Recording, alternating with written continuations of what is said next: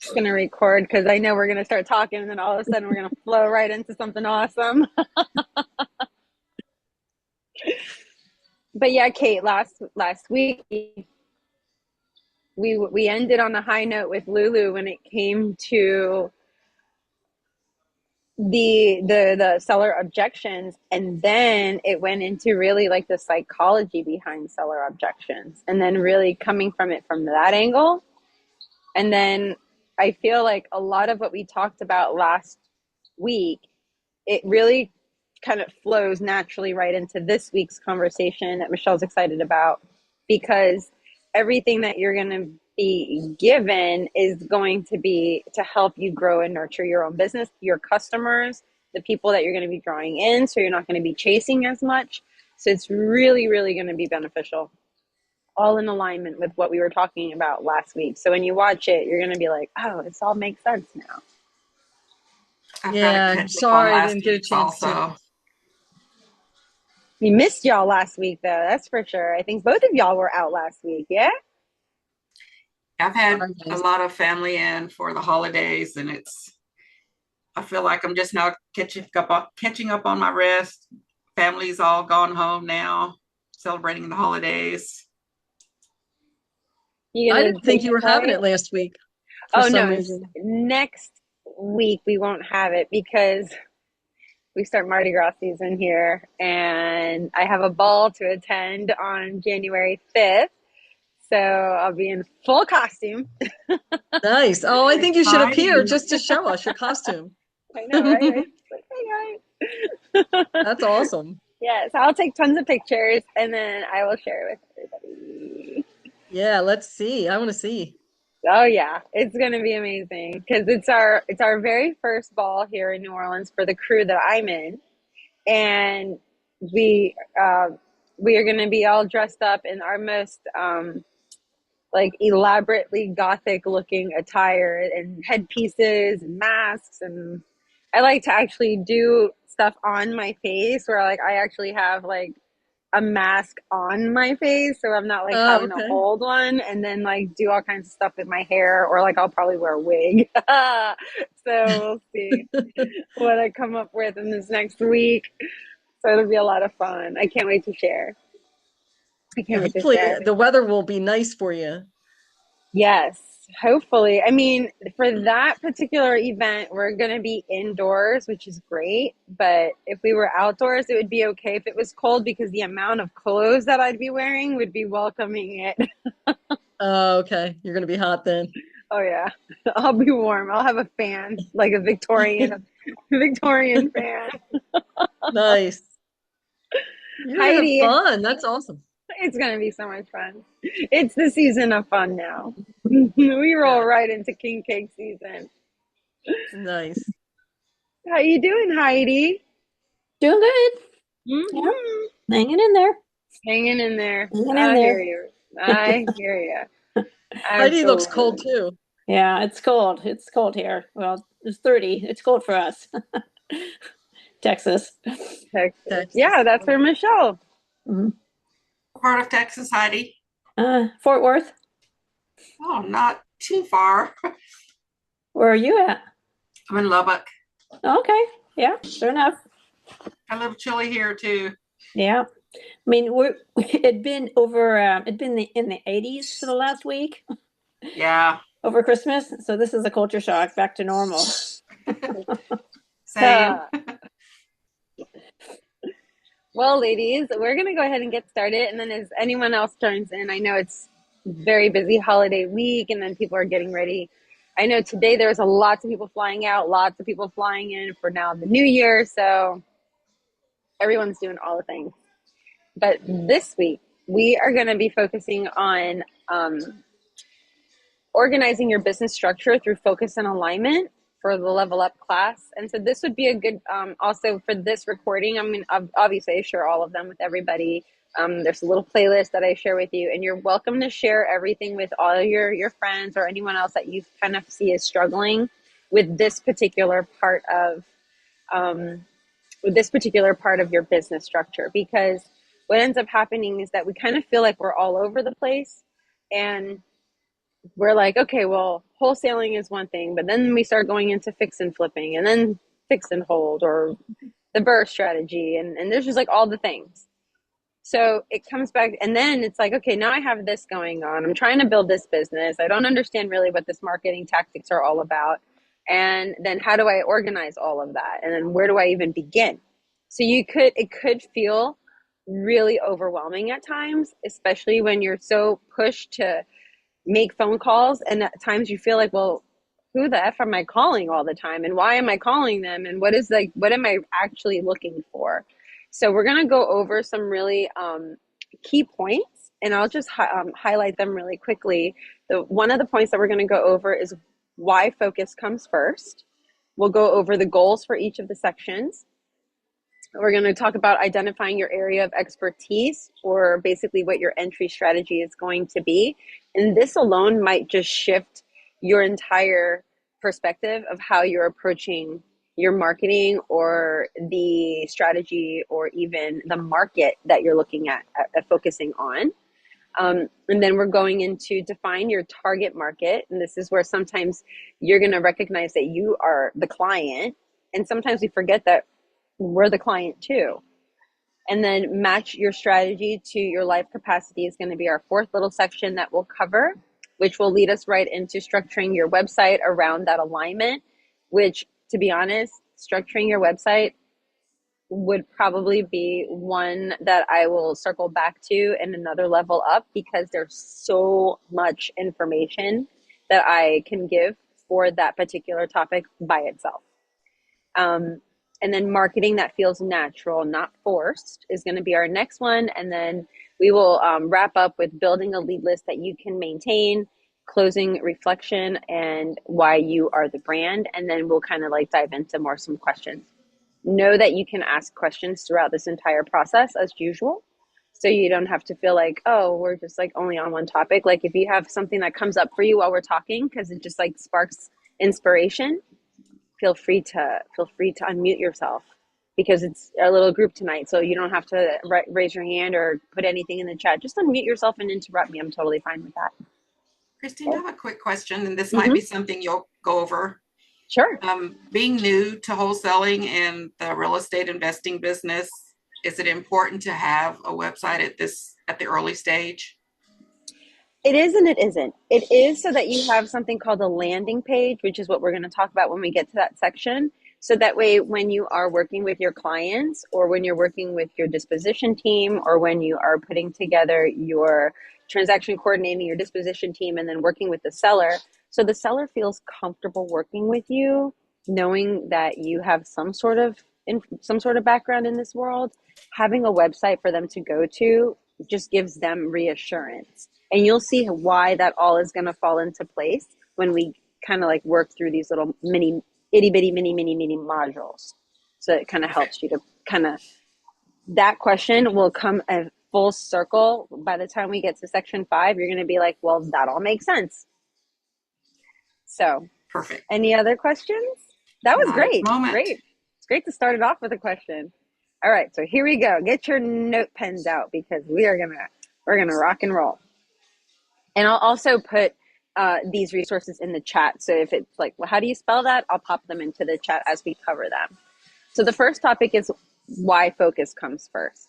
And the goal is to reduce your overwhelm and to choose a direction that you can execute consistently. Some of the helpful resources that are going to be utilized in this particular area is a website called Notion. And Notion, like lotion, but with an N. Notion. It's free. And it's basically a simple business brain dump and a focus board. So if you just have all of these ideas swirling around in your head, you just dump everything in there, and then you can start creating kind of like your own vision board. And of course, there's always another tool is Google Docs, where you can create a current season reality check, and you can utilize it by 3 topics I like to utilize for that is time, money, and your energy. And then how you're going to break those up. How are you going to divide that? How much money are you using for your marketing? Do you even have a budget, which we're going to come to soon. We're going to talk about creating a budget. Your time, how to maximize your time. What's the best time to call people? especially if they're 9 to 5ers, then what would be the best time to ring them? Is it after work? Is it after they get home from the gym? Is it before dinner? Is it after dinner? And then the energy that you have to commit to this. If you yourself are working a 9 to 5, then what days of the week, if you're not going to do it Monday through Friday or Monday through Sunday, well, then what days can you commit to it? And then lastly, there's something called an Eisenhower matrix, which I'll also put in the chat for you. This is a searchable template. And what it does is it helps to separate your urgent items with your versus what's important. And there's a difference. Something that's urgent needs your attention straight away, but what is actually important that you can break down that either is urgent or that is something you can come back to at a later time, but that still consists of being important, such as creating a website versus making phone calls. So distinguishing the difference between the two of them. So my prompt, I'm going to ask you all while I put these in the chat, because I already kind of like wrote them all out for today's conversation, is, and you can even write this prompt out and then kind of think about it later, but what can I realistically do weekly without burning out?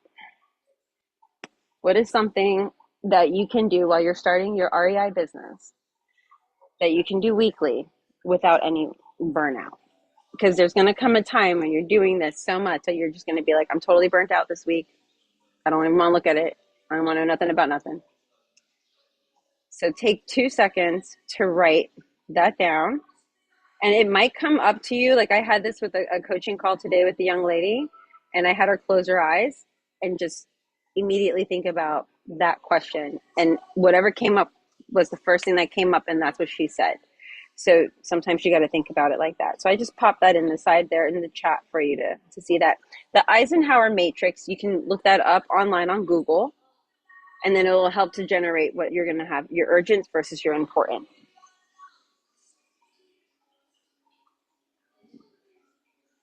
So for me, like what I realistically can do weekly without burning out is check my emails at a certain time of day in the morning and then at night.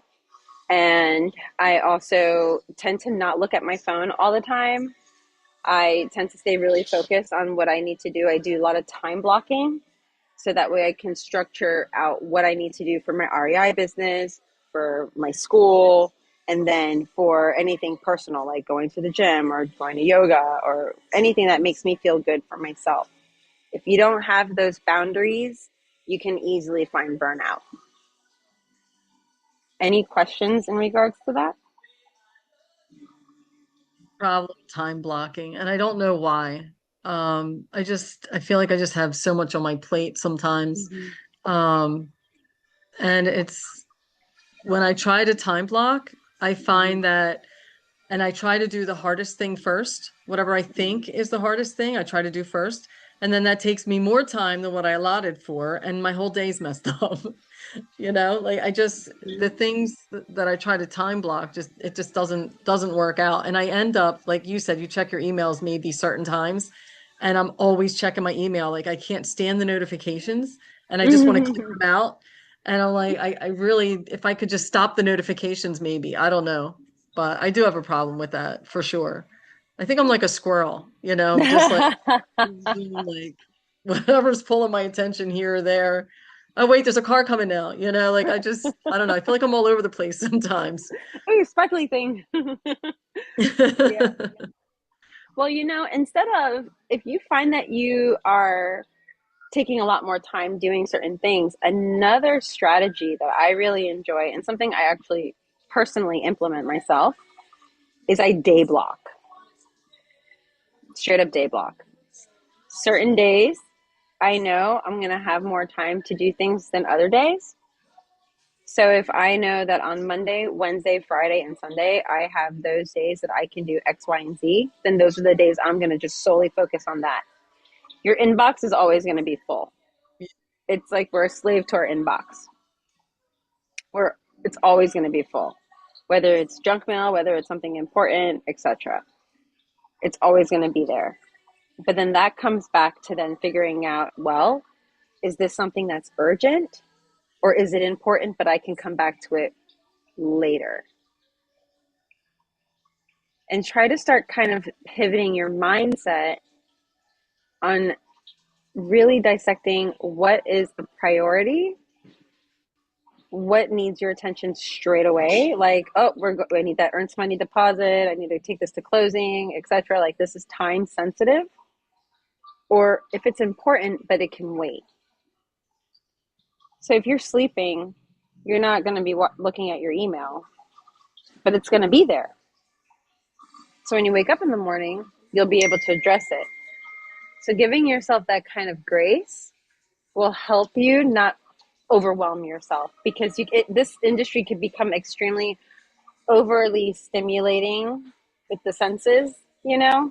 And then if you're working on one project, like you're calling, you have your lead list and you're making your phone calls, and then you get an email that somebody needs you to get this paperwork to them right away. Well, you're not going to stop talking to that person on the phone and getting the information that you need to actually get them the right offer just because this email came in, because they need you to get on it like right now.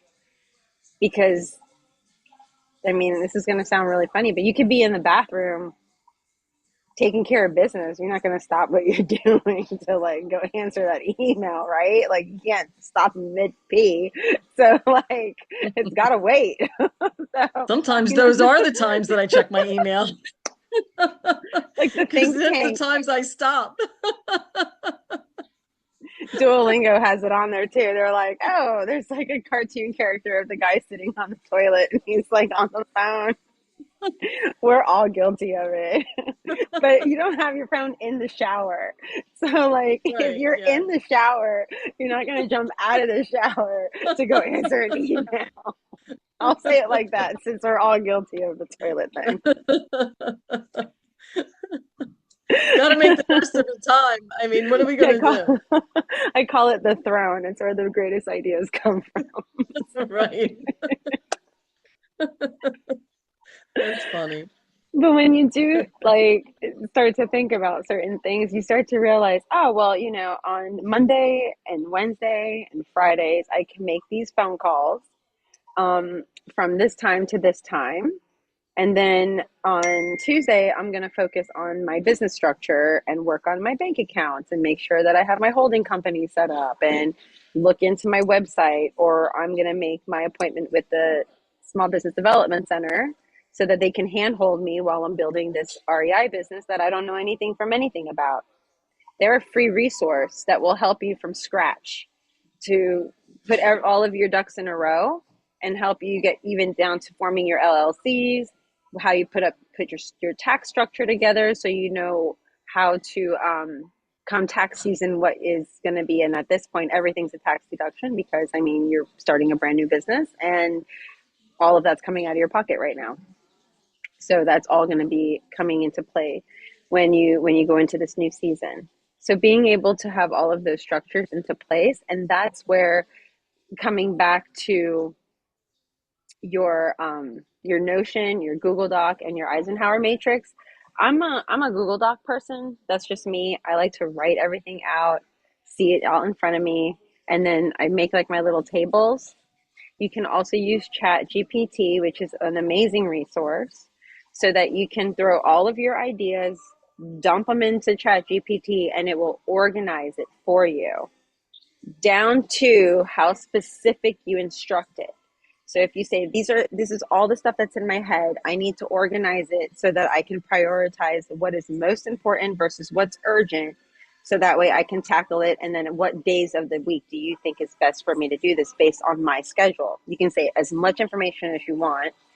The more information you input into the computer, the clearer, the more concise, and the more detailed it's going to create an action plan for you.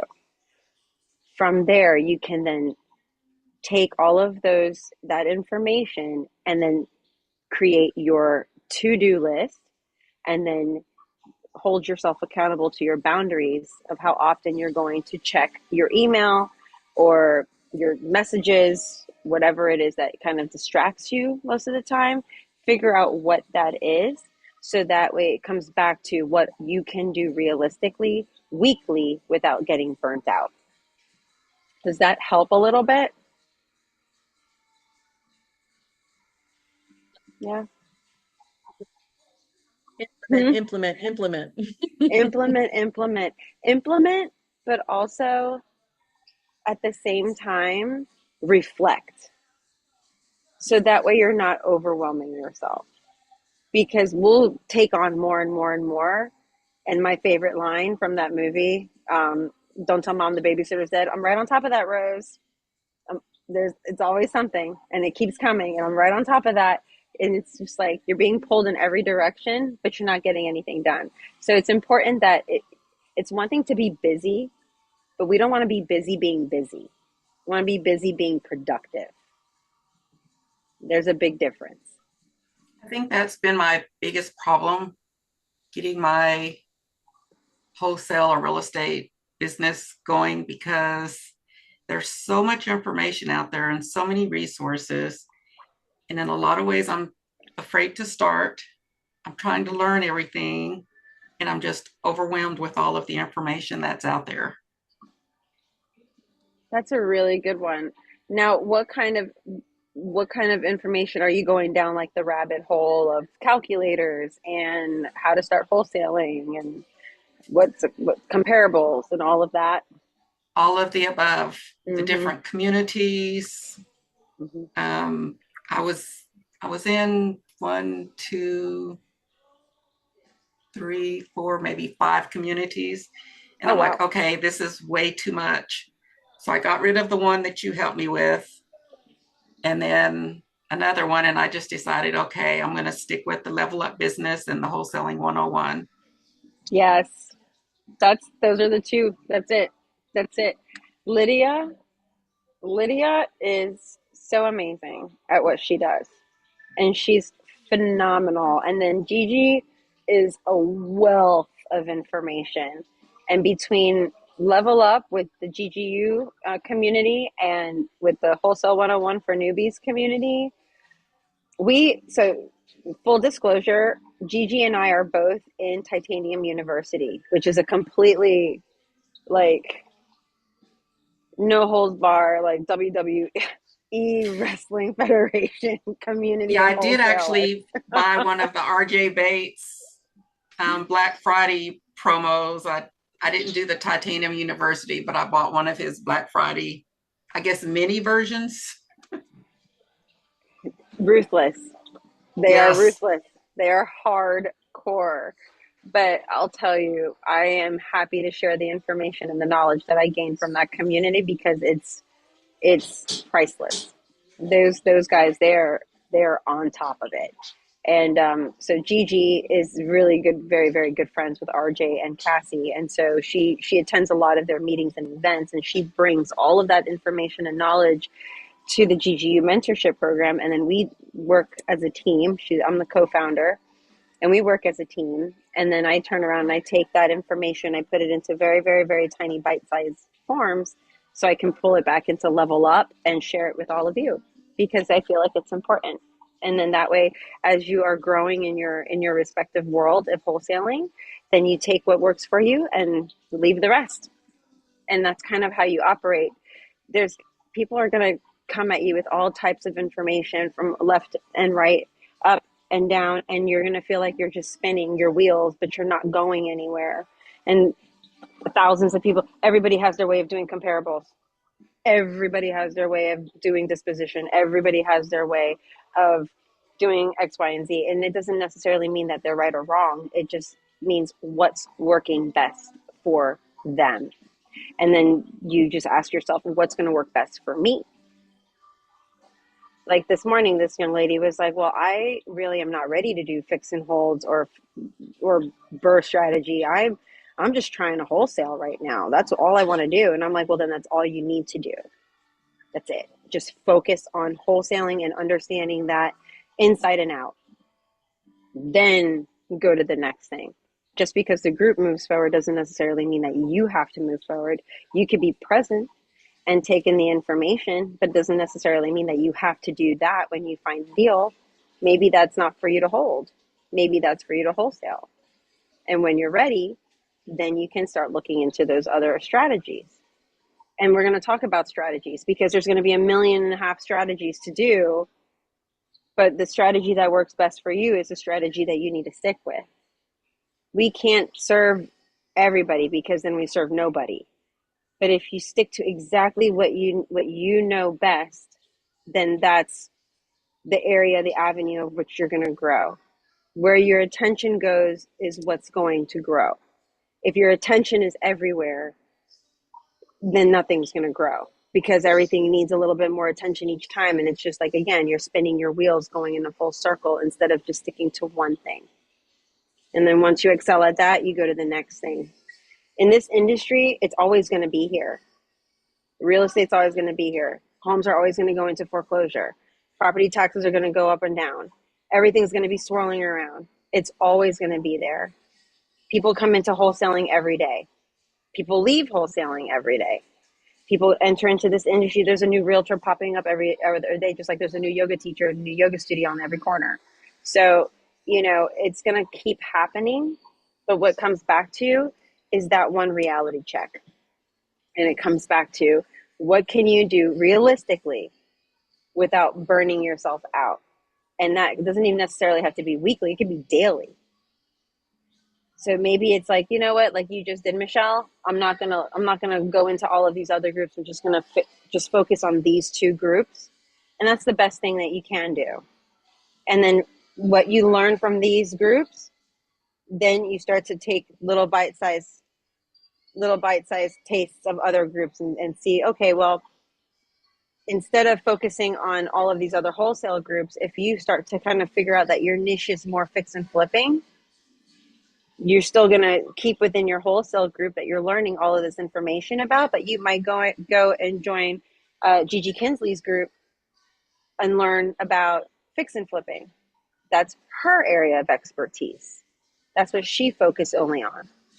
And then you start to learn from that. And that way you're keeping your groups very clear based on what the knowledge is that you're receiving. Is that helpful? Yes, thank you. And that literally leads us into the second one. Identify your area of expertise or the entry strategy. The goal here is going to be to decide on how you will serve before trying to scale. A lot of the times we tend to want to scale before we even know who we're serving. Like we want to get that really big deal really quickly. And then once you get that, then what do you do? And then if you do, once you go to closing and then you have like $5, $10, $15, $20,000 coming your way and you're on to the next deal and you're on to the next deal, a huge thing that a lot of young small business owners don't do is hire help. As soon as you start bringing in any type of revenue whatsoever, my go-to, and I will forever swear by them, is time etc, time etc. When I first started my yoga business, I am a one-woman show. I'm all about being a one-woman show. If you can't do something right, don't do it at all. I'm just going to do it because I know you're not going to do it the way I want you to do it. And I am such a control freak. Like some of us that have type A personalities on this call, I know who you are, and you're very pitta, and you're like, nope, I need to make sure I know what I'm doing because I need to teach it to somebody so they do it exactly how I need to do it. Trust me, it's like the death of me. But I was in a group with Richard Branson, who is the Virgin founder, Virgin Airline and Virgin Hotels and all that Virgin stuff. And he told me the one thing he did when he got his first $5,000 was he turned around and paid $300 a month to Time ETC to hire 4 assistants, virtual assistants. You pay a small amount of money a month, and these are all people that are experts in their own industry. So if you need someone to only focus on your website for you, they will do your website for you. You buy what's called hour blocks. So Time, etc. has 20, you can do 10 hours, 20 hours, 30 hours, etc. Within those blocks, you have people, you can hire two VAs, virtual assistants. One can do all your phone calls for you, or one can do all your lead generation. And they will sit there and you will go over a small, simple, this is what I want you to do with my leads. This is how I want you to figure out how to get leads. And we had a while back, Alex Mellacrane on a Level Up Business Lab call that went over some strategies to use ChatGPT and AI to do free lead generation. So you're not doing pay per leads and spending $200-300 a lead and getting nowhere fast. In GGU, we found that pay per leads are not really the greatest thing because they're really shitty and they're recycled most of the time. They're kind of like leads that didn't really work out. And so they just keep recycling them. And then these people are like, I already told you guys not to call me. You're like the 1000th person to call me about my property. And I know Heidi's been through that, right? And Kate, yeah. So like, you don't want to reuse like recycled anything, but you can put into like Chat GPT, find me pre-foreclosures in this area of Texas and that are going to be in need of support before they're going into foreclosure in the next 30 days or the next 60 days. That gives you some time to get them out of pre-foreclosure. That gives you some time to, give them a phone call. It gives you some time to strategize. So you can actually put those words in ChatGPT and it will pull up down to LinkedIn.com, cash buyers in whatever states looking for developmental properties or pre-foreclosed homes or whatever, and then their Gmail. And then it will pull up for you their Gmail. And then this is where, when we get to that section, you're going to start creating your email campaigns. This is where time blocking comes in. This is where you start to kind of get a VA to help you do all of that marketing for you down the road. So everything starts to kind of structurize itself. But see how little everything starts to slowly build upon each other as we move along on the process. So once you have an idea of what it is that you want to focus on, like for me, it's pre-foreclosure. Why? Because they're highly motivated. Highly motivated. Foreclosure.com, I'm actually going to have a meeting with Tim after the new year, who is the sales representative for me over at foreclosure.com. And it's going to be during the day, but I'm going to replay the video at night on our call. He's going to go through the entire foreclosure.com process on everything about it and how to utilize it for your benefit. And then understanding all the information. Half of the stuff is already halfway skip traced on there already. And so then you can do your direct marketing, you can do your email campaigns, you can reach out to them personally if you know where they're residing so that you can knock on the door. That's what's called door knocking. And what's even more beautiful, especially if you live in the city like New Orleans, that we have all these little trinkets that we like to do, is we do door hangers. And then during whatever the season is, like if it's Halloween, you'll maybe like tape some candy onto there or something and leave it on the door. And then you're going to that's where you're going to start branding your information, branding your company, your name, your phone number, your email, however you want them to get in touch with you so that they're contacting you instead of you chasing after them. And I'll break that all down too, because I know that was like a lot to take in just then. But Full door hanger that you use? Little door hangers, like kind of like. I mean, I know what they are, but do you have one that you use as that works? Like, I haven't actually had to use one because I don't know, maybe it's because it's my personality or something, but I just knock on the damn door and I've had multiple successes with just having those conversations with them, and then it actually led me to somebody else, and then I ended up getting a contract that way.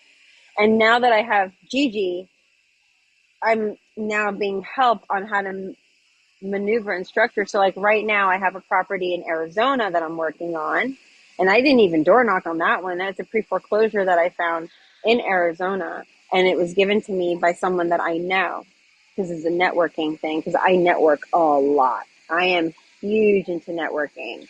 Your network is your net worth for sure, because somebody knows somebody who has a property that they need support with, and that's how I got my property in Arizona.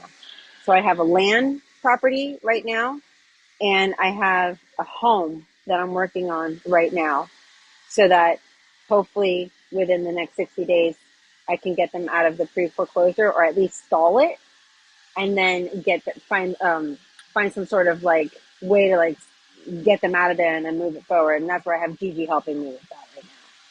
So I love behind the knocking on the scenes, doors. knocking on the doors is not a bad thing. It's like trick or treat. I love it. I love knocking on the doors. I just, if they're not home, I want to leave something, you Yes. know?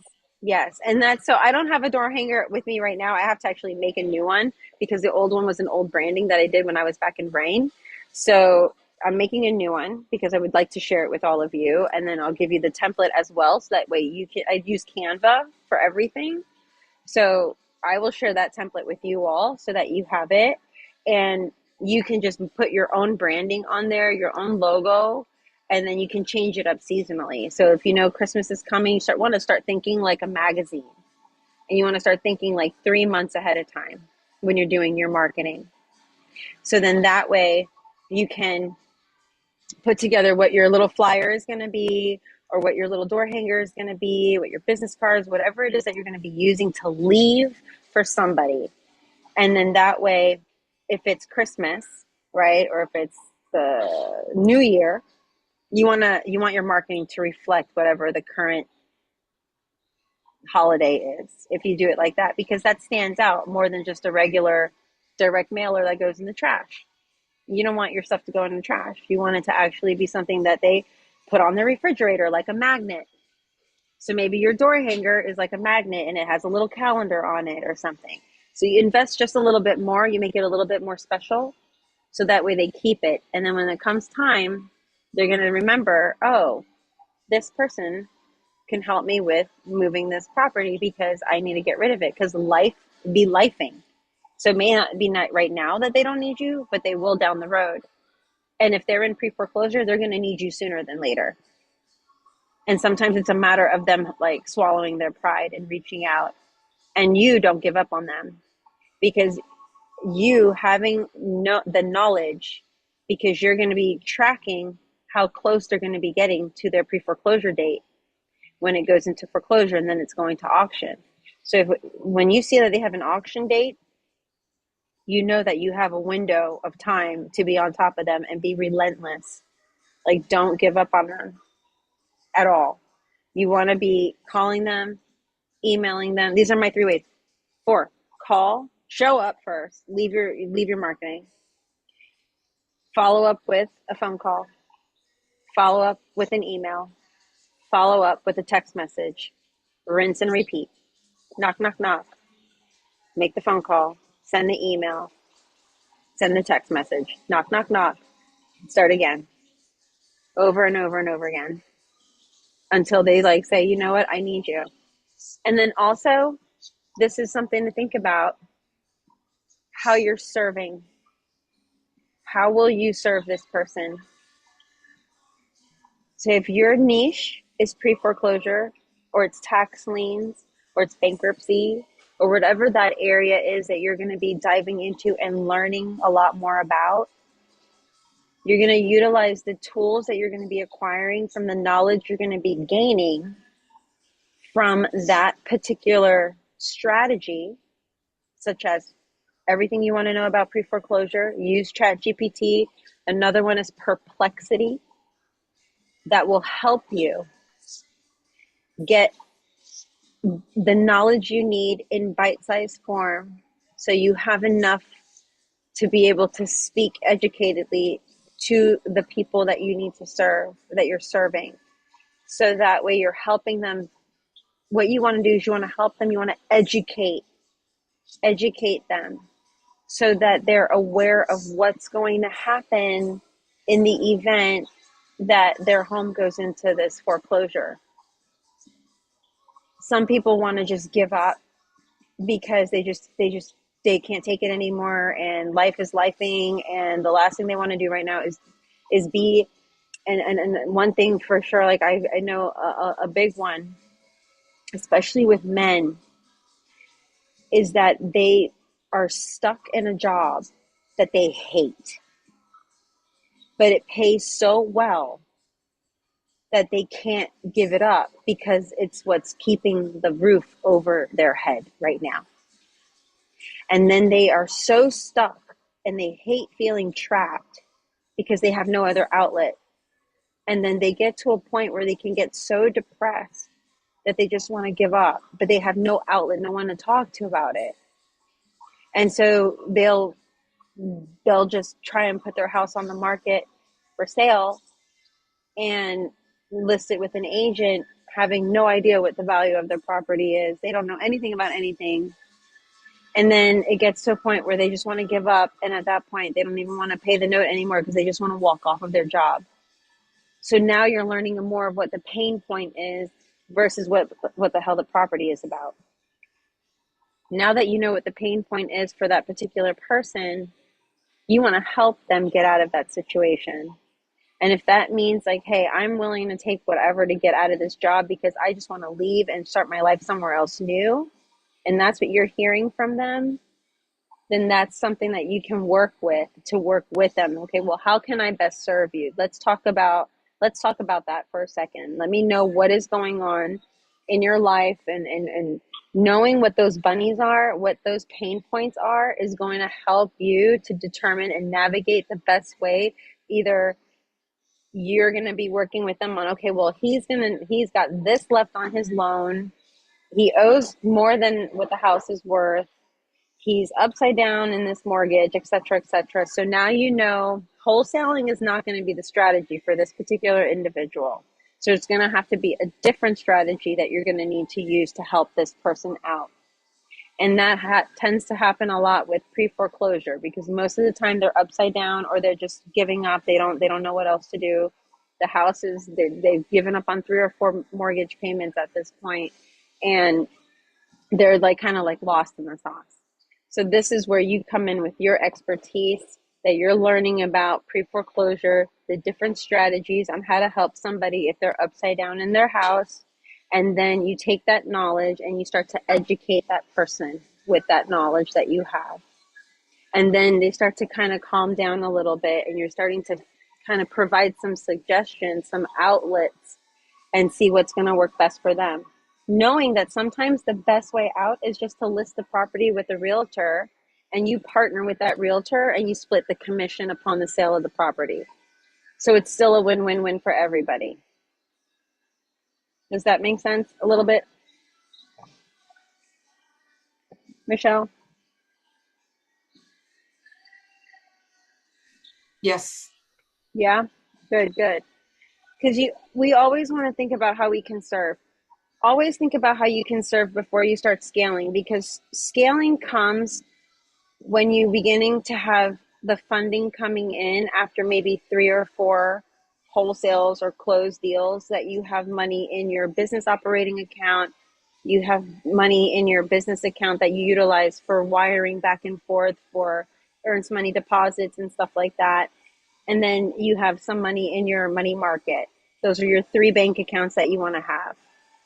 And then once you have those enough cushion, if you have enough in your business account, operating account specifically, that's the one that you're going to start paying your VA to do all the scrubbing for you, for your lead list, for making any phone calls, unless you want to be the one to make the phone calls to have the connection with the client, which I highly suggest.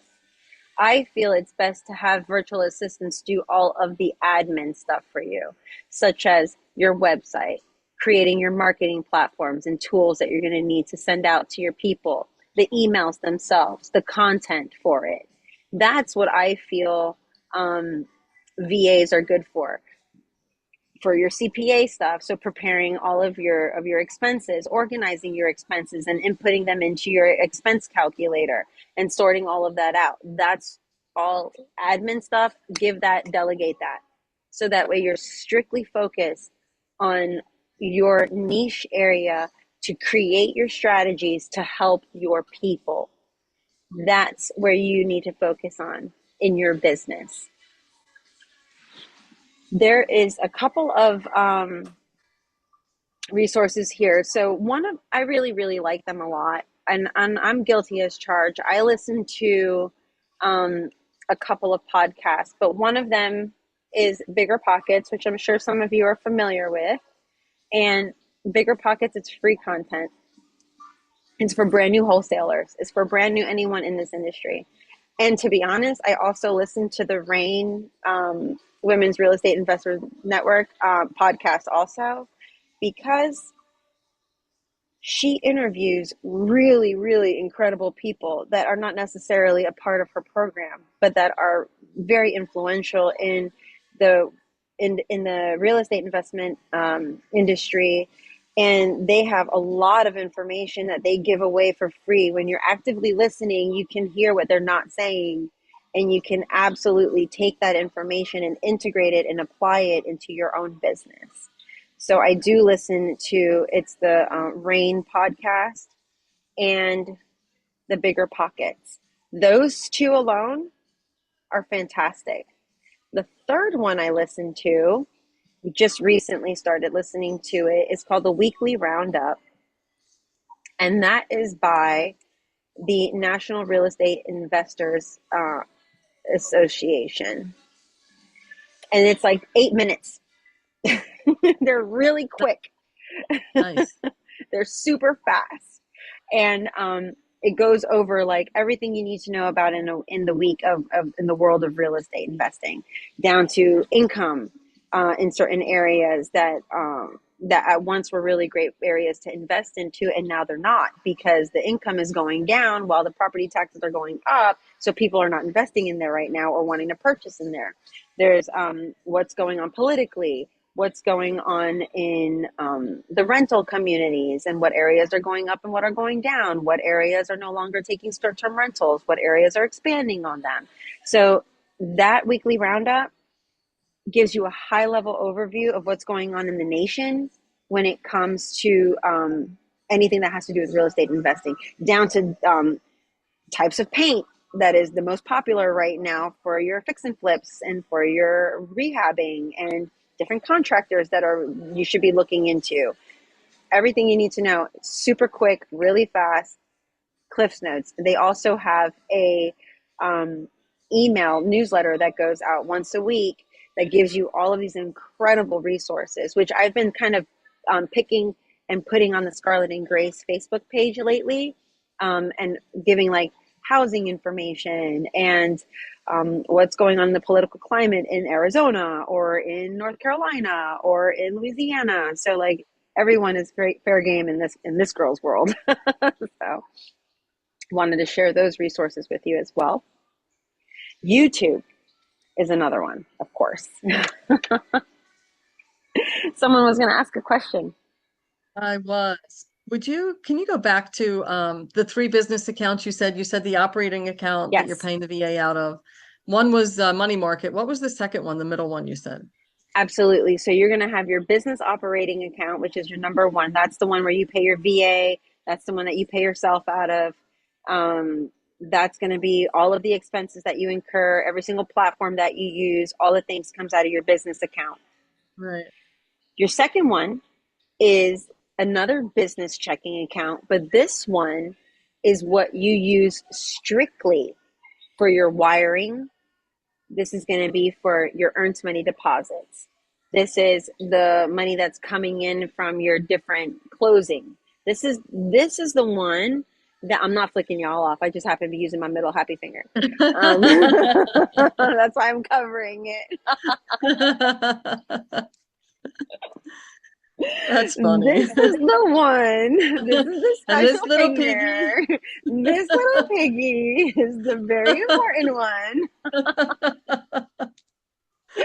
Because this is the one you share. You share with everybody. This is the one you share with everyone. This is the one that you give your account. This is the account number that goes everywhere. So you always want to have, at the end of the day with that one, no more than $100 left in that bank account, because that's the information you're giving to all of these different title company and to the seller or to whoever to send you your money, or to the person that you're giving the money to. And that's the one that those account numbers, that information is sensitive, but it's also being shared. So that's where, when say you and I have a deal that we're working on, we're going to closing, I'm going to then send you $100,000 that's going into that middle account. And then you're going to extract that money or whatever. Once the closing is complete and you have that money sitting there, you're going to take that money and disperse it. So you're going to take most of it into your business account and then put the other in your third account, which is your money market, high yield money market account. That one is going to give you a really good return on your interest. Like maybe sometimes they offer you like 3 or 4% interest on the money that you have sitting in that bank account. So those are the 3 accounts that you want to have. It's 2 business accounts, 2 business checking accounts, and 1 money market account. And then if you don't already have one, down the road, you're going to want to at least have one. It's called a holding company. And that's something that Gigi had talked about a long time ago on one of our Level Up calls. And she also talks about it in the very beginning of the GGU University, is that you want to have a holding company because this is a company that is not associated or affiliated to you by any way, shape, means, or form, even though it kind of is. But it's the one that's like hidden, and that's where all your money goes eventually. It's kind of like having a Swiss account. So that's how you kind of get away from paying any and all taxes. I do have the holding company set up. Prime did all that. So that's done. I haven't been able to fund my account yet. So I am like putting a whole lot out every month and still haven't brought anything in. And I'm just like I said, like a squirrel sometimes, but I got trainings and Zooms and, networking, and it's a lot. It's a whole lot, you know? And don't overwhelm yourself with all that knowledge too. Sometimes it's I good to take a know. break from it and just kind of like focus back to your basics and be Right. like, okay, this week I'll do like 2 Zooms. And then I will focus on making my phone calls or working on this particular contract, following up with a contract, Yeah. joint venturing with a sister that's working on something but is kind of stuck. Say for example, you and Michelle partner up on a property, then you two would be focusing on that versus going to all of these different Zoom meetings. But then you Right. can pick 1 or 2 of those meetings that you find is the most beneficial for you. And then you can bring that property to the meeting. Like our meetings are always really good to do that with, because then we can dissect it, go over it, look at the structure of the contract and break it down in a way that it makes sense to you to understand it. Or maybe there was something you didn't realize that, oh, that is missing from there. Damn, that's really going to bite us in the butt if we don't fix that and get an addendum really quickly. So things of that nature. When you don't want to overconsume information, because like I said before, if you're overdoing with the amount of information that you're taking in, then it's kind of like getting really, really full and you can't breathe anymore. But then you see something that you really wanted to eat and you're like, damn, I can't eat that because I'm too full. That was me tonight. I was like, oh, I really want the cookies. I mean, Oh my that's gosh. it. Guys, I'm a sucker for cookies, man. I love cookies. But I did partner up with someone, and we did have 2 contracts going for the last couple months. It's been a whirlwind. So because I am a hands-on learner too, so I do need to I need to have the contracts going, which I've had some, and I've put offers out. I just haven't had anything come back yet, and I know it's coming. Mm-hmm. Um, and you had said something with the marketing, so I'm trying to concentrate more on that too. And for Mm-hmm. Christmas, I actually hand wrote a letter because it was tax liens that got me into this business. Ah, I just felt wow. bad for people losing their homes. So I hand wrote a letter with my testimony. It's just a half a sheet. I cut it so it could fold nicely in an envelope. And I put them in red and green envelopes for Christmas.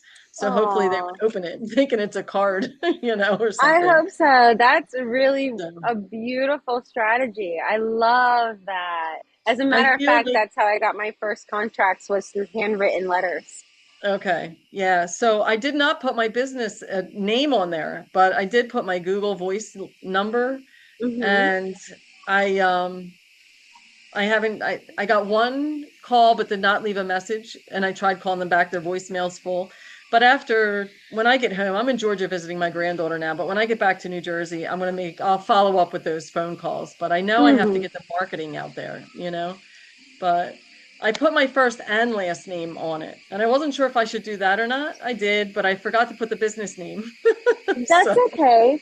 And you want to put your first and last name because, I mean, if you were giving a business card away, your it would business have card that. would have your first and last name Right. on it and your email. So maybe they might be more comfortable writing an email, That's true. I should put you that on know? there. I'll add that to hmm it. Yeah, Yeah. put your email on there sometimes. And and instead of saying, hey, call me, you can be like, text me back. Right. Feel free to text or call, I you think I know? put text or call, but yeah, I do need to hmm put the email address. I don't know why I didn't put my business name. I mean, like I obviously wasn't thinking. That's So okay. It happens. You just keep on plugging. You just keep on trucking. It's all do it good. again. Yeah. Yeah. Yeah. And another resource is on YouTube. You can search wholesaling versus buy and hold explain. I'll put that in the chat as well. So you have the prompt and you'll get like quite a few, of course, videos because everybody who's anybody and anybody will, have their version of it. But wholesale versus buy and hold explain is a really great example of knowing the difference between the two because wholesaling is when you're acquiring a property and then you turn around and you assign it to a buyer. You're not doing anything with it. You're not keeping it. You're not none of the above. You're just literally taking that property and assigning it to somebody else and making the difference in between. When you have a buy and hold is a property that you've acquired from a wholesaler or yourself, and you found this property, you got it from that seller at a super discounted, like 70, 80% off, and you're holding that property to turn around, fix it up a little bit, and either rent it out or hold on to it for like a couple of years until you want to cash out, refinance it. That's the difference in a nutshell. Yeah, you don't even have to go to YouTube anymore. There you go, done. But I mean, done. There you go. Or you can just ask Lulu, or you can ask Lydia, and we'll all tell you the same thing. So that's it. That's the main difference. And that's where people can kind of get stuck a little bit because wholesaling, when you get into this world, then you never want to buy a house at retail ever again because you're like, oh my God, why would I do that? I could get it for like this much and it could be my house. So why would I want to get it on the MLS for? We don't buy anything on MLS as wholesalers. Now, Lulu does look at on market properties, but then he turns around and he does it. He has a strategy where he sees how long it's been on market for. And if it's more than 100 and something days, then he's going to be immediately turning around and start trying to offer them something that is not necessarily what they want, but that it's still an offer. Lydia does these challenges a lot where she'll have you go and look for sale by owner properties. And those are the best because they're not working with a realtor. And then you utilize the for sale by owners. You see how much the property is worth. You use Zillow. Zillow, to be honest, is better than PropStream, PropWire, all of the other, because all of those get all their information from Zillow. So just use Zillow. And so then on Zillow, you'll see how much the property is worth, how long it's been on market for, the history of the property, how many times they've reduced the price. And if you see there's a pattern of reduction, then you know you can get that property for even less. And my personal strategy is whatever they're listing it as, I cut it in half and take an additional 10,000 off. To be honest, I don't even do all this crazy numbers anymore. I was driving Lyft one good day and I heard some investors in my back of my car and they were chatting it up. And the lady's like, oh yeah, I just always offer them an additional 10,000 off. These are investors, like investors. And I was just like, Interesting. I was Yeah, no, she's quiet, didn't say a word. I just Soaking it up. listened. Yes. Didn't tell them anything about me. Nothing. I was just sitting there, quiet, little driver, just like, They had just left the real estate investor meeting and they were talking about the properties. And she was saying, well, he's the realtor, she's the investor. And so they were chatting and he was like, well, it's $1 million property. And she was like, well, yeah, which means it's going to have about $400,000 worth of rehab. If it's $1 million, you're guaranteed that it's going to be a $400,000 rehab minimum.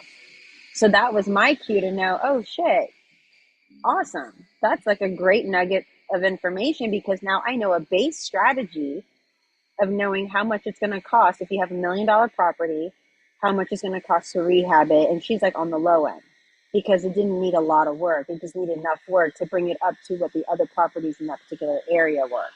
And here on St. Charles, it's a certain avenue that's really, really fancy. And that house was right off of St. Charles and they wanted to make it look just as fancy. So in order for them to get what they were looking for, which was about 1.5 or 1.6, if they were talking about, they knew they had to put $400,000 in rehab in there. So she was in the process of getting capital to get that property. And that's the conversation I overheard. And I was just like, oh. And then when she turned around and said, and then on top of that, I'm just going to offer them an additional $10,000 less and see what they get say. That's the wiggle room. And I was like, oh my God, that's brilliant. I'm totally going to do that now. So I had to share that with you all. All the things that you learn. Now, another thing that I want to share with you is when you're identifying your area of expertise or whatever your entry strategy is going to be, this is a really good one to put into your chat GPT. And this is based on your current situation, based on my situation, which REI strategy fits me best right now. For some, it's wholesaling. For some, it's commercial properties. Commercial gives you a wider spread. For others, it's land because they want to focus on development. So they want to acquire land at a really low cost to sell it to a developer. And then you would put in your chat, look for developers in this area searching for this particular buy box and their emails. And it will pull up for you on ChatGPT. The other one that I use, I'm going to put it in the chat, is called Perplexity. Perplexity is all data. So if you're looking for metrics in your area, down to the income, the housing, the crime rate, insurance, local schools, anything you need to know metric-wise, Perplexity is your go-to. If you're doing your disposition, so this means when you acquire a property and you're getting ready to turn around and sell it over to an end buyer, and you're putting together an end buyer's investor packet, and you're providing them with exit strategies of what they can do with this particular property or land or commercial property, you're going to put in Perplexity all of the information that thinking like an investor, if I buy this property, what am I going to do with it? What's my exit strategy with this property? So start thinking backwards. Instead of thinking as a wholesaler, Michelle, start thinking as though you had a couple $1,000,000 and you're going to use that money to invest in a property that Kate's going to give you. And Kate acquires the property and she's like, oh, well, I just got this church. And you can turn around and turn it into an assisted living facility. Because in Wisconsin, there's a heavy duty need for assisted living facilities. So baby boomers are getting older. They don't want to live at their kids' house. They want to live on their own, but they still need a little bit of help. So What are some creative ways that you can turn a commercial property into an assisted living facility? Maybe you have a conversation with a contractor or a couple of them, and they give you different price points on what it's going to cost to convert this, what the permitting is going to cost, what's the zoning going to be like if you acquire the church. Can you turn it into a residential property? Or because it's an assisted living facility, that's still kind of technically a commercial property based on whatever the law is for that area. That's where Perplexity comes in. ChatGPT is like a super glamorized Google, and Perplexity is your data driven, going to tell you all the nitty gritty details about the area. And that's going to help you to formulate what those different types of strategies are going to end up becoming for you.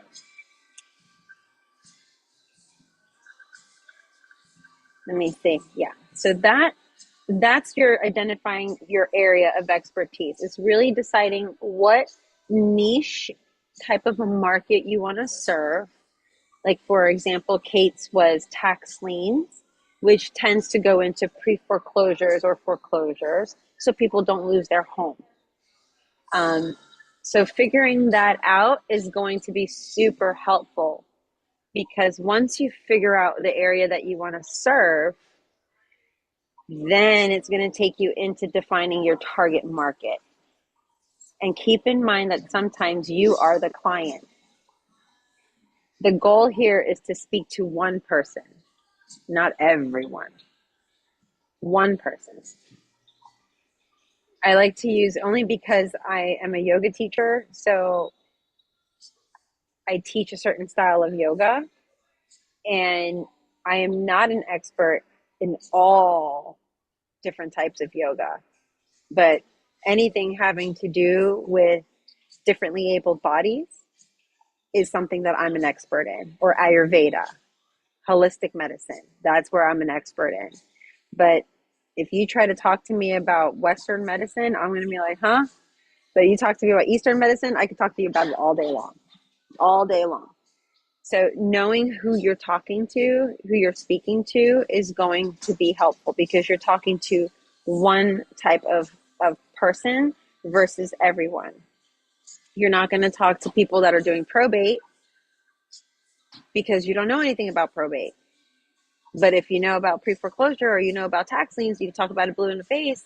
You can talk about what assisted living facilities are. Then you do that all day long. But you start to formulate what your target area is and your niche, and you'll be able to then really dissect and educate, because it all goes back to educating the people that you get on the phone. Does that make sense so far? Okay. Perfect. Good. I like the way you broke down the ChatGPT versus Perplexity too. Yes, because we can get super caught up in like so many different of the AIs. Gemini is basically Google. And then every single thing has their own. But if you really think about it,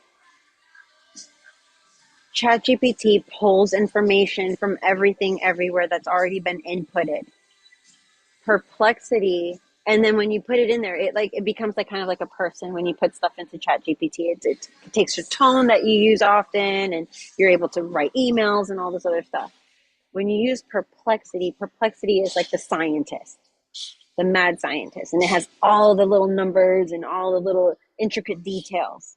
And then what you can do is take what you've learned or acquired from Perplexity and pour that information into ChatGPT, and then ChatGPT will structure and formulate it for you in a way that makes it very easy, that you can then turn around and then integrate it into your marketing strategies, or into your investor kits, or into how you're going to build your website and all the things.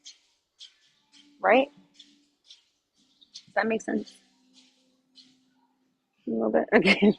Okay. Good. So when we're defining your target market, you want to think about it like this. If I saw my own ad, would I trust it? When you see an ad and it's like very salesy, for example, like We Buy Ugly Houses, like the first time I ever saw that, I'm like, oh no. that's a scam. I'm like, what? Who's gonna buy an ugly house? Like, who does that? Like, they're super popular, they're super successful, they have a really great thing going, but even till this day, I would feel uncomfortable making a phone call to them because I don't think my house is ugly. I don't want to call them and say something like that about my home, because then that's going to give them the upper hand to give me a really low ball offer, right? And then you start thinking low ball offer, you go down that rabbit hole, and then so you have to be in a certain level of desperation to be motivated enough to make that phone call to that particular sign. So when you start thinking about your marketing and you start thinking about your strategies, you want to start thinking about the stories that you tell. I remember when Danielle was on here and Lulu kept saying that thing that Danielle keeps saying, buyers are liars and sellers are storytellers. But it's just like we are storytellers too. I mean, you just shared your story, Kate, with someone and sent it in a letter and with hopes that they can relate to your story and be like, hey, I feel that pain because that's where I'm at right now. Let me call this person that gets me. That's the kind of message that we want to be able to share with the information that we are now equipped with, that we are putting that armor on, and that we're taking on that responsibility to share those stories so that we can then attract what we put out there. You capture more bees with honey than you do with vinegar. So when we have a sweet story to share that makes sense to somebody that relates to that, that's the person that's going to come your way. Again, it's not everybody, it's one. And it can be that one person that changes your entire life and you change theirs.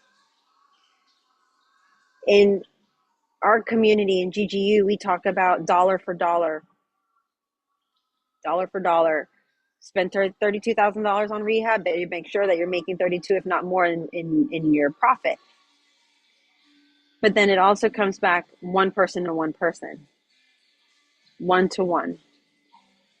Because normally there's only one or two people on the name of that deed or title, not a whole entire family unless it's probate. That's a whole other animal. But when you're dealing with wholesale marketing, wholesale in general, pre-foreclosures, you're dealing one to one, one to one, one to one, dollar for dollar, one to one, person to person. That's your strategy. That's how you connect. And maybe you use chat to help you kind of figure out what an ideal seller profile is going to look like. And I know that Reddit is a really good, Reddit, Reddit. If you go to Reddit and you do Reddit/real estate investing, you want to see how sellers and investors talk about pain points on there. That'll give you a clue as to how to structure your story or structure your marketing so that you're able to then bless these people with not only your story in a way that makes sense to them, but that it's concise, because nowadays people have like the attention span of like a squirrel. Like me. Like,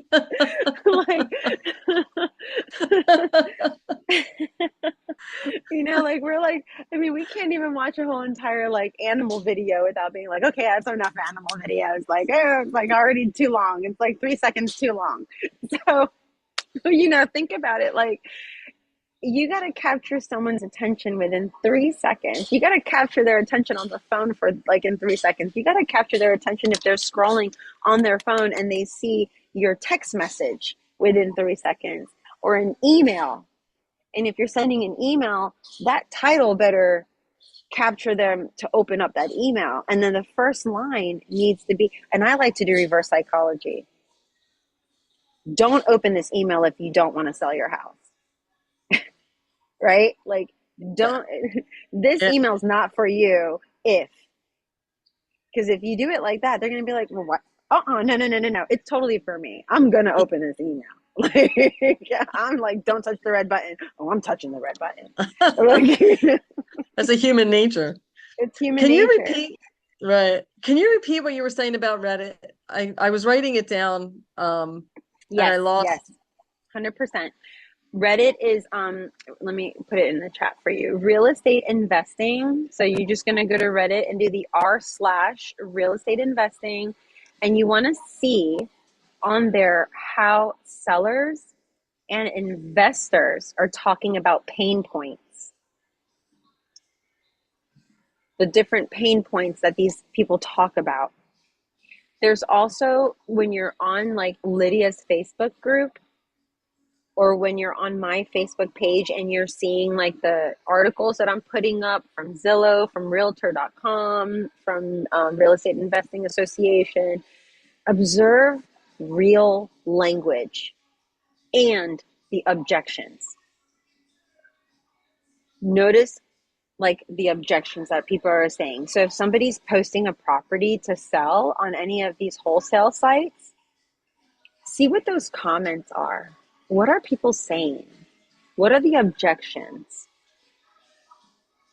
And start to take those objections and start to kind of spin them into the very pain points that they're going to need. So for example,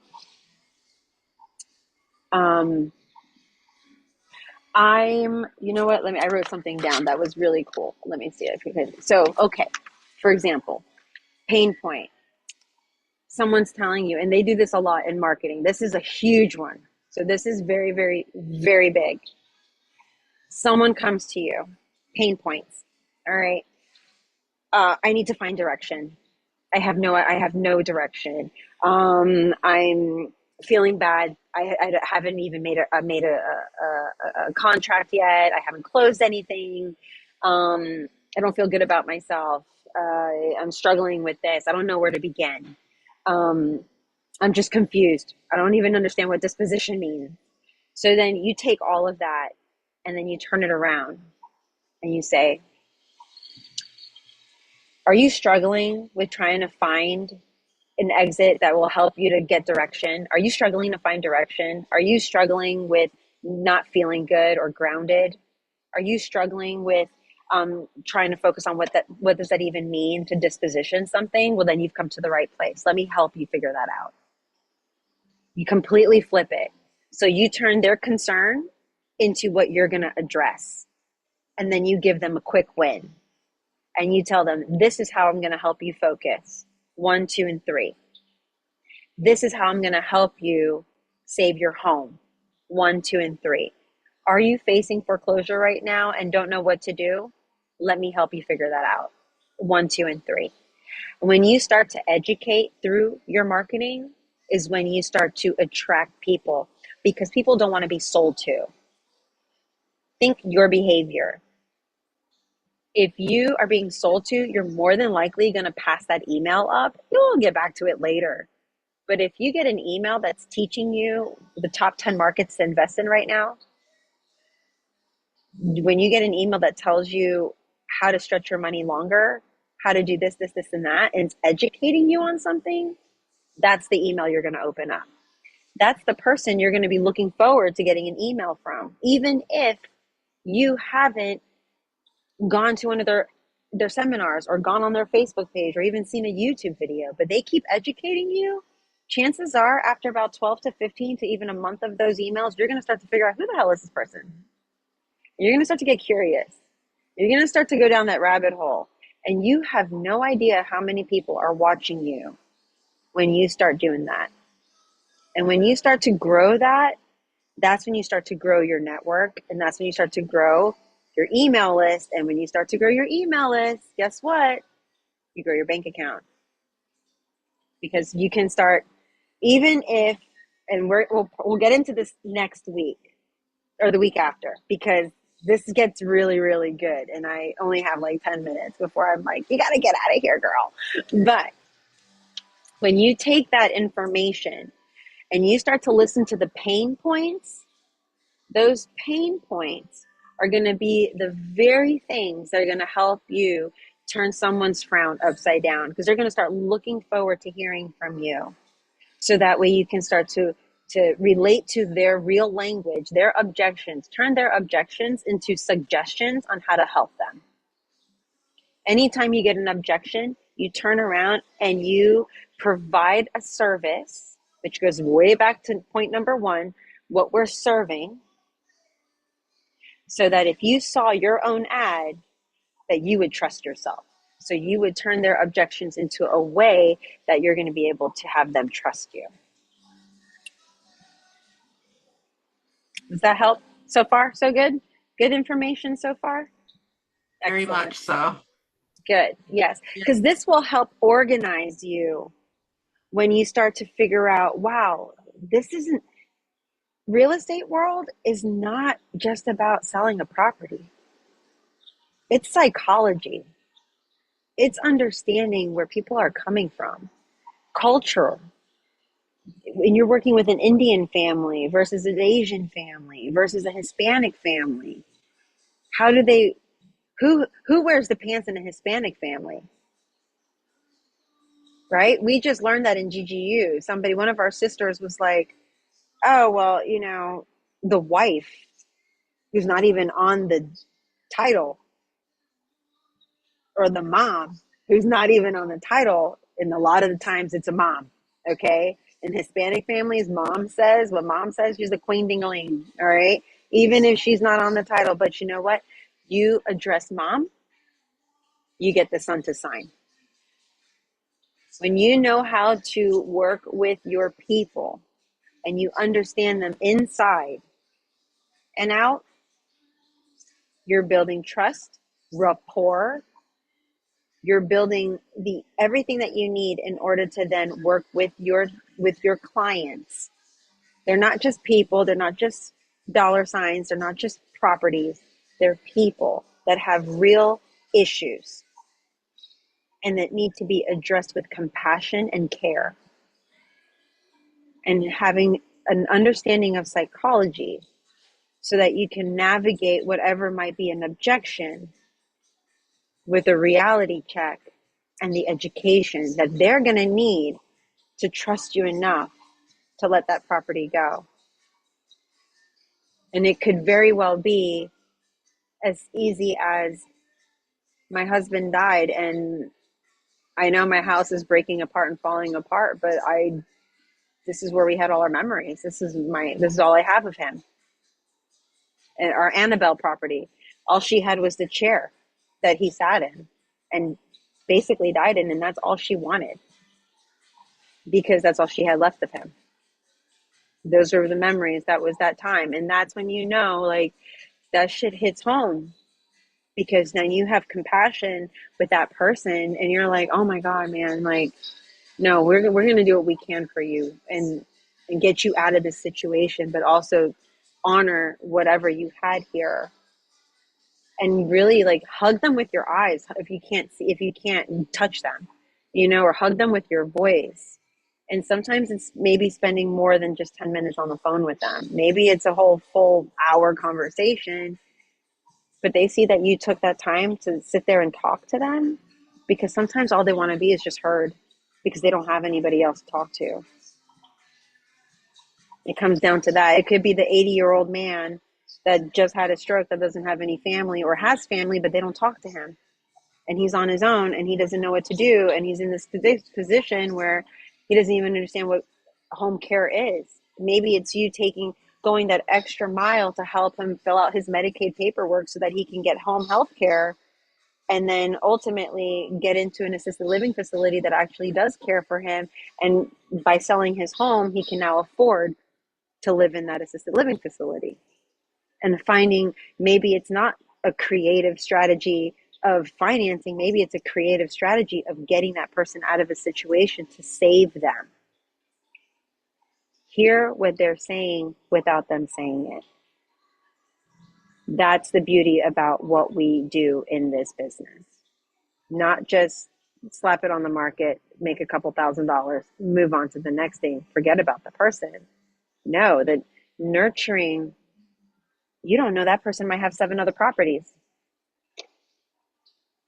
Annabelle, 5 other properties. She didn't say shit because she wanted to make sure we can get one of those properties moved. That's the difference. Compassion. My AirPod died. Can you hear me? Even your AirPods are like squirrels. Yeah, they're like squirrels. Oh, but I mean, that's my soapbox, but it's true because I'm sharing stories with you all that are real. That this is what we've been experiencing in GGU, and also just what I've been experiencing as doing my own wholesaling stuff on outside of GGU with GGU. Um, because the more you learn that this is more than just getting into something that at first was like, oh, this is going to make me money, but like I don't have to work my entire life to get to this point. You start to also realize that it's more than that. It's way more than that. Yeah, it's good. Yeah. So when we come back, because we are going to wrap up for tonight, um, we're going to go into matching your strategy to life capacity. And then we'll go into the structuring your website around alignment, which I know I'm going to have a lot to say on that because that is one of my favorite things to talk about. And then structuring your website, not structuring your website around alignment. And then the last one will be marketing that feels natural, not forced, which will pull everything together. And if we get through all of those, then the following week, we will wrap it all the way up with building your lead list that you can maintain, closing reflections. You are your brand. So you'll start to learn what that branding means. And then at that point, I will also be bringing Lydia Renee on to have some conversations with us as well. So I love working with her. So she'll be a special guest to join us as well. So. Good stuff. Yeah, Yeah. you're so welcome. Michelle, go ahead. No, I was just saying good stuff. Glad I was able to join tonight because definitely something I needed. Good. And if y'all have anything that you want to learn about or that you want me to talk about, feel free to send me a message, an email, a text message, whatever. And I'm happy to share that with you. Yeah, you're great responses. You are really good, Christina. I don't know how you keep up with all you do, but I'm really Oh, appreciative of you. I do appreciate you thank so you. much. Thank you. Yeah, of Michelle course. had a question on here. She asked if you could explain the holding company again. Yes, so a holding company is a company that you tend to make it with a lawyer, a real estate lawyer mostly. And they are the ones that make a holding company that's completely separate from anything and everything that you're attached to because it protects you as the individual in the event anything was to happen, that you get sued or you get audited or all the things. That's what a holding company does. A holding company protects you from everything else. Your LLCs is basically you have your one LLC, which is like your regular branding company, and then every property that you get, you're going to create a separate LLC for each of them. And then you're going to get funding. You're going to get money. Well, you're going to take a portion of that money. You're going to write a cashier's check as the accounts payable person to your holding company so that you're funding your holding company, which is basically you're paying yourself generously to your holding company to protect all of your other assets. But then you always have that money that's tax free, it doesn't get touched. And that's how you get around paying your taxes. I'll have Gigi come on a special call to talk all about holding companies because she is the queen of that. Did And I hear she you will say know how earlier to that's talk like about that. the Swiss account? Yes, it's like your Swiss account where you kind of like hide some stuff and you stay away from it. You don't touch it. It's just there building its wealth while you are building the wealth for your holding company, which will be basically ultimately it's your holding company umbrella that covers everything for all of your other LLCs. I'll have one of those one of these days. Oh, you should already have one getting started. That's one of the first things that we actually get started with building in GGU is we get our holding companies created and we get all of our LLC stuff all taken care of, and we get all of that all situated in our 3 bank accounts. Then the 4th bank account is going to be for your holding company, but we don't go there yet until you start making your money. Speaking of respectively. GGU, do you have any type of timelines yet of when the next class will be? Yes, we're going to be doing our next cohort in March. March. In March, yes, because we are doing a little bit of restructuring within, because we have an admin person, and we are also going to be starting our disposition team within house, and then that way you get your properties and we do everything all in house. We have a credit repair that we're putting together along with launching the website for GGU. So we have a lot going on. We're like, oh my God, we're so behind. So we had to make sure that we get everything before we launch everything. So that's what all of this is we're working on right now. But we are beginning to do the recruitment process, and we're starting our waiting list so that we can do our pre-registration sign up. So March it is. We're starting in the beginning of March. Okay, thanks. You got it. I have not forgotten you. Be on the top of that list. I'm on top of that, Rose. Thank Thank you you. so All right. much. You're so welcome. You're so welcome, y'all. So I will see you not next week because I'll be at the ball, but then the following week, we'll be right back and we'll pick up where we left off. Send pictures. Oh my gosh, I totally will. And if you have any questions whatsoever or want something comes up and you're like, oh, could you cover this? It might be in one of the modules that I'll be talking about in the following week, and I'll just like slip it in and just do a recap. Perfect. Nice. Yeah, you got it, y'all. So much Thank love. you. Happy New Year. Happy New Year to you. Yeah. Y'all have a good week. Yes, have an amazing week. Bye, Heidi. I saw you off camera too. Bye, Heidi. Bye, Kate. Bye, Michelle. Bye. Bye, Thank you so Bye. much. everyone. You're so welcome.